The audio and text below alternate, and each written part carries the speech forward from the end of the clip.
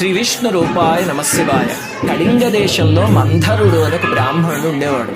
ఏనాడు సంధ్యావందనం కానీ, శౌచం కానీ, పూజ కానీ ధ్యాసే లేకుండా చెడు సాంగత్యంలో మద్యం మాంసం సేవిస్తూ దురాచారుడే జీవించేవాడు.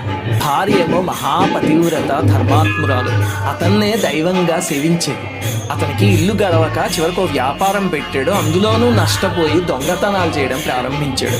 ఒకరోజు అడవిలో మాటు వేసి ఇంకొక బ్రాహ్మణుడు ధనంతో వెళ్తూ ఉంటే దారి కాచి అతన్ని చితక్కొట్టేసి ఆ ధనం లాగేసుకున్నాడు. ఇంతలో ఒక కిరాతుడు వచ్చి వీళ్ళిద్దరిని చంపి ఆ ధనం తీసుకున్నాడు. ఈ లోపల ఒక పులి వచ్చి వాడి పైన పడింది. ఆ యుద్ధంలో కిరాతుడు పులి ఇద్దరు మరణించారు.